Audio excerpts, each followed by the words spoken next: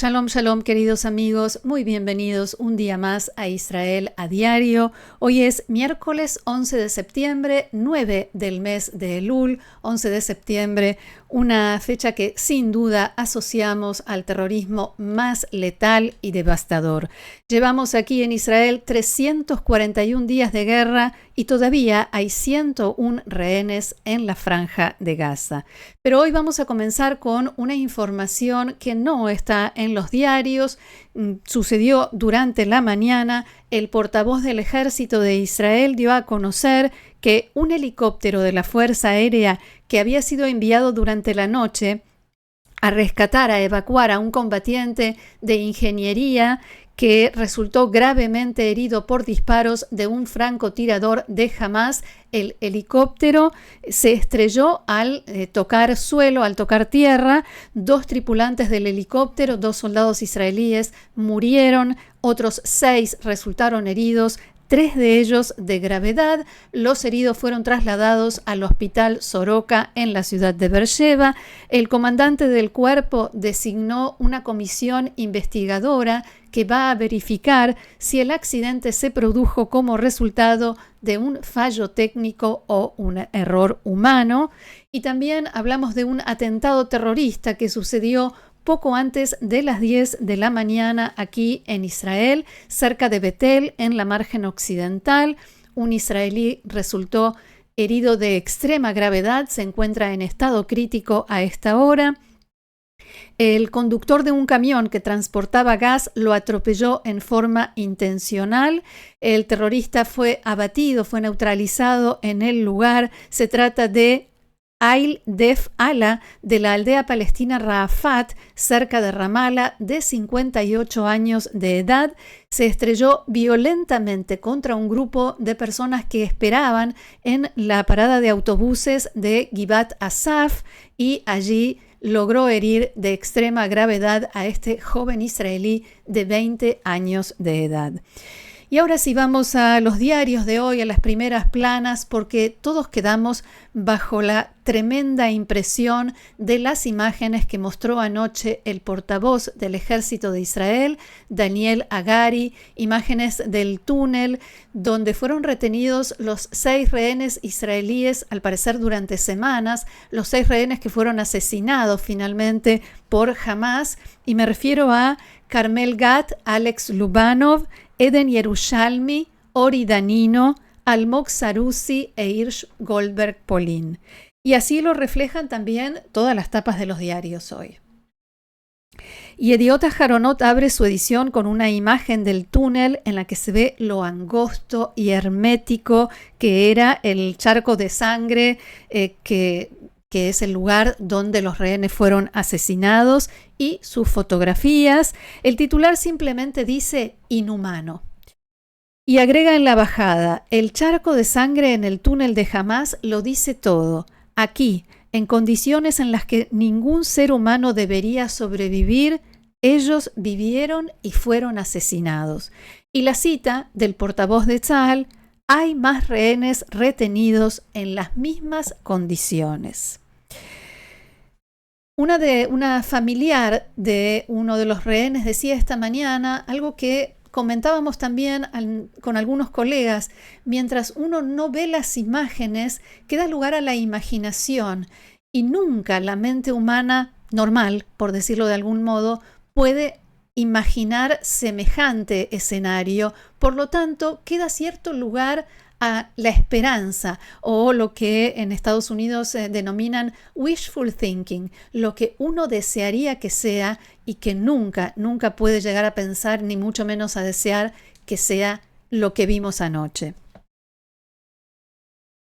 Vamos a la tapa del diario Israel Hayom, que repite esta frase de Daniel Hagari, el portavoz de Tzahal, y otra más que es su titular de hoy: que todo el mundo vea la maldad de Hamás, y agrega que se estima que los rehenes estuvieron allí entre 2 a 3 semanas hasta que fueron asesinados por los terroristas de Hamás. 101 rehenes todavía están allí en la oscuridad.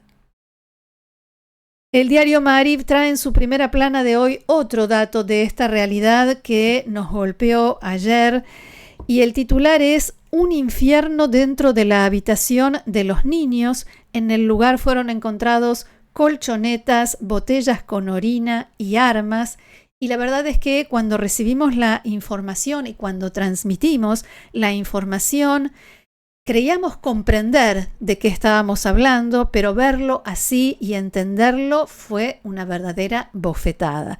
Y les propongo que, aunque nos resulte muy duro y muy difícil, veamos este video que difundió anoche el portavoz de Tzal, en el que él mismo entró en el túnel para filmar y, como lo dice en la filmación y como lo dice uno de los titulares, para que el mundo entero vea. Esta es la versión oficial en inglés que difundió el portavoz de Tzal con subtítulos en español.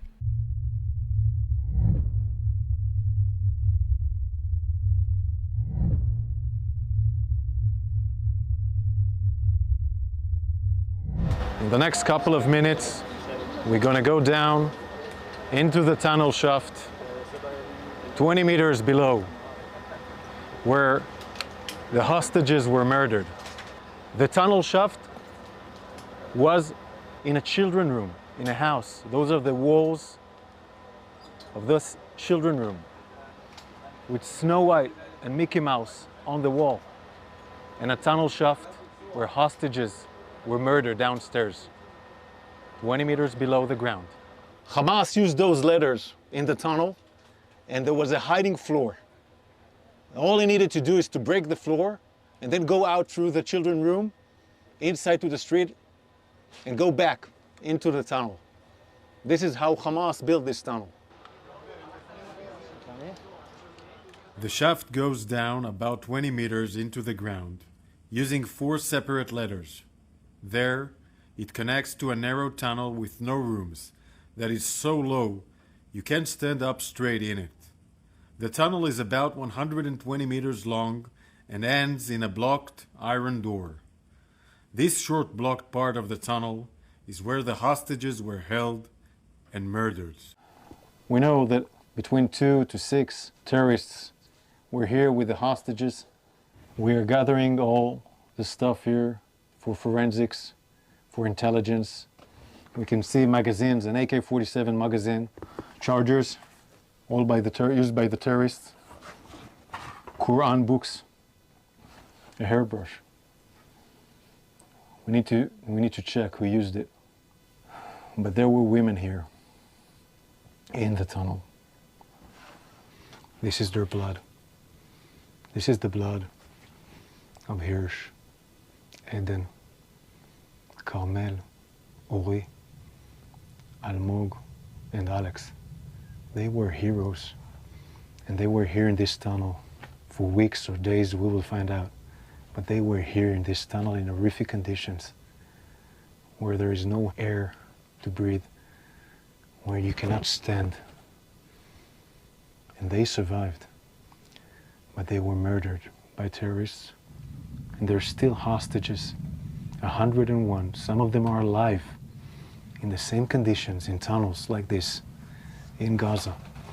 And we need to do everything we can in all the means we can, to bring them back home alive. Why murder innocent people, women, young men? They were all in the music festival, and Carmel was at their home in the kibbutz. Why murder them in a tunnel after they survived 11 months in horrific condition? We pray and think in our hearts and minds, and we will keep on doing everything we can.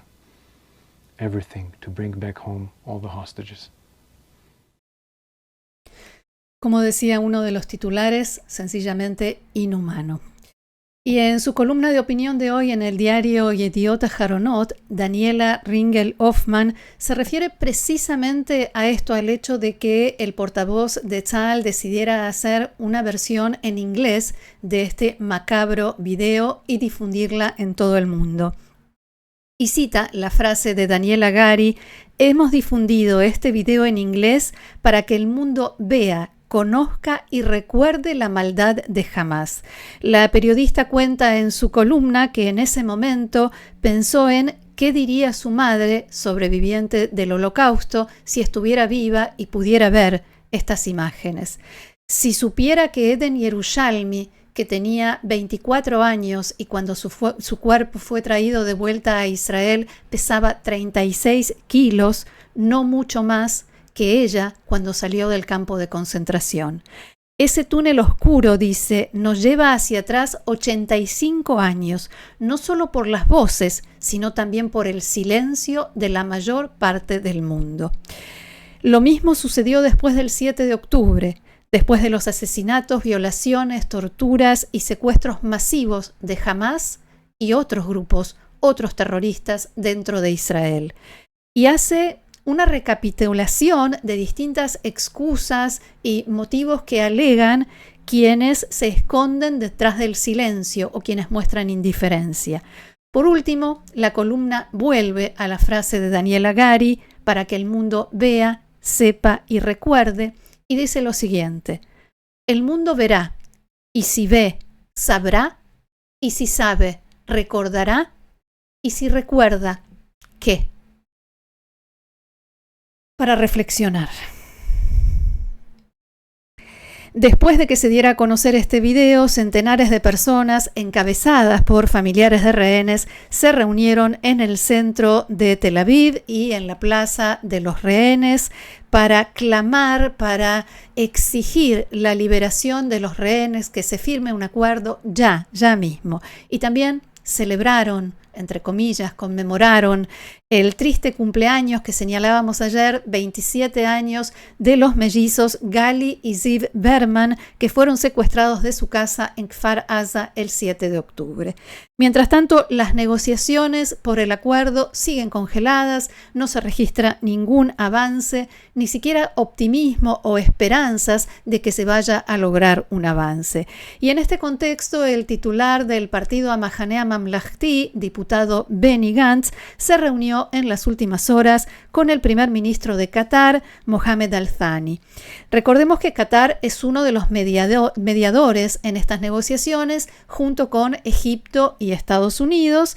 Gantz estaba acompañado por algunos familiares de rehenes y la reunión se llevó a cabo en París y duró 3 horas. Y recordemos que hasta el mes de junio, Benny Gantz, junto con Gadi Eisenkot, también de su partido, ambos ex comandantes en jefe del ejército, formaban parte del gabinete que gestionaba la guerra, el gabinete de guerra, como se lo conoció en el gobierno israelí. Analistas en distintos medios decían en la mañana de hoy que el objetivo de Gantz al mantener esta reunión era enviar señales, un mensaje en 2 sentidos. En primer lugar, al primer ministro Benjamin Netanyahu, que muy seguido expresa críticas al equipo negociador, que no saben negociar, que son débiles, que quieren hacer demasiadas concesiones. El mensaje, según interpretaron los analistas, el mensaje de Gantz es al primer ministro: el que debería estar acá es usted, hablando, presionando y haciendo todo frente a todos los factores para impulsar este acuerdo. Y una señal hacia afuera, justamente hacia los mediadores, para que no bajen los brazos, para que no dejen de hacer estos esfuerzos y estos intentos, porque hay un clima, una especie de resignación entre los mediadores y un clima de ¿qué más se puede hacer si las partes no solo no se ponen de acuerdo, sino que ni siquiera acercan posturas, ni siquiera logran acercarse un poquito, lo mínimo? Gantz le dijo al primer ministro de Qatar que si en los próximos días no se logra ningún avance, hay que aumentar la presión sobre Hamás, tanto política como económica. Y está muy claro que Qatar es justamente quien puede ejercer este tipo de presión, que es un factor muy importante para la supervivencia de Hamás y podría tener un rol crítico en este sentido. Gantz también le dijo a Al-Thani que si se presenta una buena propuesta de acuerdo, en Israel tendría apoyo masivo y que él mismo se encargaría de que ese apoyo se exprese, que se haga manifiesto, que se haga público. Yo me voy a ocupar, le dijo Gantz. El primer ministro de Qatar le respondió que teme que se produzca un conflicto regional, una guerra regional que comience en el norte de Israel, con los enfrentamientos con Hezbollah, a lo cual Gantz replicó que precisamente por eso ustedes deben presionar a Hamás para que se termine la guerra y no derive en un conflicto regional. Por último, el primer ministro de Qatar dijo que sigue comprometido con estos intentos de impulsar un acuerdo de cese de fuego y liberación de los rehenes y que cuando mira a sus hijas piensa en las rehenes que están secuestradas en la Franja de Gaza. El mensaje es importante, pero en la práctica no está pasando nada realmente con las negociaciones, no hay ningún avance. La propuesta, incluso que los norteamericanos teóricamente iban a presentar el fin de semana pasado, no aparece, no hay novedades. El secretario de Estado norteamericano Antony Blinken declaró en la tarde de ayer: muy pronto presentaremos a las partes una nueva fórmula de acuerdo, pero no especificó cuándo ni dio detalles o alguna pista de qué se trata esa propuesta. Un funcionario israelí dijo a varios medios locales que en Jerusalén no saben si se va a presentar una nueva propuesta y en todo caso qué contendrá. En medio de todo esto, la organización Hamás difundió un comunicado en nombre del líder de Hamás, Yahya Sinwar, y en el mensaje felicitó al actual presidente de Argelia, Abdelmadjid Tebboune, que fue declarado vencedor en las elecciones, unas elecciones que la oposición cuestiona, dice que los resultados no son los reales, también cuestionan la transparencia del proceso electoral, pero esta inusual declaración de Sinwar decía que agradecía el apoyo del presidente de Argelia a los palestinos y a la operación inundación de Al-Aqsa, que no es otra cosa que la masacre que cometió Hamás el 7 de octubre. Seguimos adelante. El fiscal de la Corte Penal Internacional, Karim Assad Ahmad Khan, presentó un pedido al tribunal para que emita con la máxima urgencia las órdenes de arresto que él solicitó en el mes de mayo contra el primer ministro israelí Benjamin Netanyahu y el ministro de Defensa Yoav Gallant. Según dijo, esto se debe a la continuación de los delitos de los que están acusados y el agravamiento de la situación en la Franja de Gaza. También alegó que estas órdenes de arresto son necesarias para impedir la obstrucción de la investigación o del proceso judicial. Y en el mismo documento, el fiscal retiró su pedido de emitir una orden de arresto contra el antiguo líder de Hamás, Ismail Haniyeh, que fue eliminado en Teherán en el mes de julio, pero sí dejó vigente la orden contra otros dos líderes de Hamás, Yahya Sinwar y Mohammad Deif, que el ejército israelí, Israel oficialmente informó que había sido eliminado en la Franja de Gaza, pero para el fiscal esta información no está confirmada. Él sigue buscando datos para verificarla. El primer ministro Netanyahu, por supuesto, reaccionó a esta noticia, lo hizo mediante un comunicado en el que decía: la comparación hecha por el fiscal de La Haya entre el primer ministro y ministro de Defensa de Israel, que luchan contra el terrorismo asesino de Hamás de acuerdo con las leyes de guerra, y el criminal de guerra Sinwar, que ejecuta a los secuestrados israelíes a sangre fría, es antisemitismo puro y una vergüenza moral de primer orden. En la respuesta, el primer ministro decía que las actuaciones del Tribunal de La Haya están sesgadas políticamente y no tienen ninguna base jurídica profesional.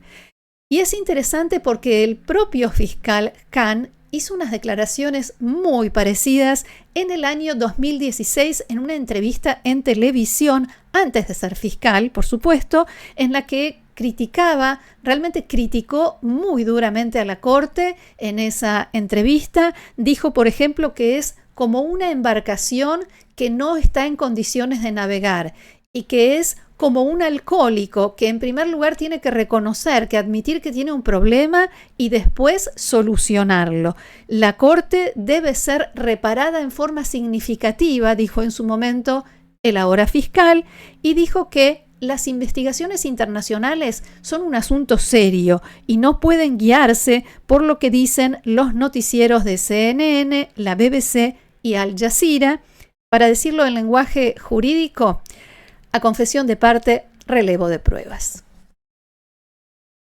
Vamos ahora hacia el norte de Israel, que vive desde hace casi un año bajo fuego incesante de Hezbollah, y vemos una amplia cobertura que trae hoy el diario Israel Hayom sobre las sensaciones y los sentimientos de los habitantes de la ciudad de Naharía, donde, como sabemos, impactó en un departamento un dron lanzado por Hezbollah. Por fortuna, pero también por casualidad, no hubo heridos ni víctimas. Durante toda la jornada de ayer hubo decenas de lanzamientos de drones, de misiles hacia el norte del país. La ofensiva comenzó por la tarde después de que Israel eliminara al terrorista Mohammed Qasem al-Shaer, que era comandante de la unidad de élite de Hezbollah Radwan, que es la unidad que Hezbollah preparó con el mismo objetivo de lo que hizo Hamás el 7 de octubre aquí en Israel, una invasión, una infiltración dentro del territorio israelí. Tzahal informó después que la Fuerza Aérea Israelí respondió a estos disparos atacando una planta de fabricación de armas de Hezbollah, una sala de comando y otros edificios utilizados por la organización terrorista en el sur del Líbano. Por otra parte, el ejército informó que una célula de agentes de Hezbollah fue detectada también en la misma zona y fue blanco de un ataque aéreo. En este contexto, y como para enviar un mensaje que no deja lugar a muchas interpretaciones, el ministro de Defensa Yoav Gallant estuvo presente en el norte de Israel en un ejercicio militar que era un simulacro de ataque terrestre en el Líbano.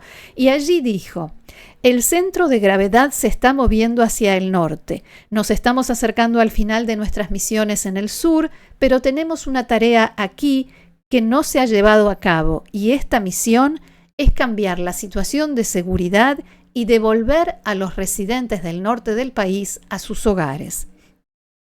También les dijo a los soldados que deben estar preparados para cuando lleguen las instrucciones. Estamos terminando de entrenar todo el orden de batalla para una operación terrestre en el Líbano en todos sus aspectos. Y vamos a más noticias que no están en los diarios de hoy, y se destaca, por supuesto, el debate en la campaña electoral en Estados Unidos entre los dos candidatos a la presidencia, Donald Trump y Kamala Harris. Ya vimos cuán importante es este debate y el costo que tuvo para el actual presidente Joe Biden el hecho de haber fracasado en esta prueba. Trump y Harris trataron temas de importancia para el público estadounidense y dejaron en evidencia las diferencias entre ambos, tanto de estilo como de contenido. Y uno de esos temas fue, por supuesto, la guerra en la Franja de Gaza, Israel y los rehenes. Trump le recriminó a Harris que no estuvo con Netanyahu cuando él fue al Congreso a dar un mensaje muy importante. En sus palabras, abro comillas: ella odia a Israel. Si ella se convierte en la presidenta de Estados Unidos, yo creo que Israel dejará de existir en un lapso de 2 años. Y en realidad este mensaje es bastante contradictorio, porque habla también, o hablaría también, de una dependencia total de Israel, de una falta de fuerza propia en la que preferimos mejor no pensar. Harris dijo por su parte que siempre le dará a Israel lo que necesite para defenderse, especialmente de la amenaza de Irán, y habló de la solución de 2 estados, de la necesidad de terminar la guerra, de liberar a los rehenes, y habló también de los crímenes de Hamás. Hasta aquí nuestro encuentro de hoy. Muchísimas gracias por haber estado con nosotros. Los invito, como cada día, a seguirnos, a compartir el canal, a regalarnos un like, un me gusta y les agradezco muchísimo una vez más. Nos reencontramos mañana. Que tengamos buenas noticias. Shalom.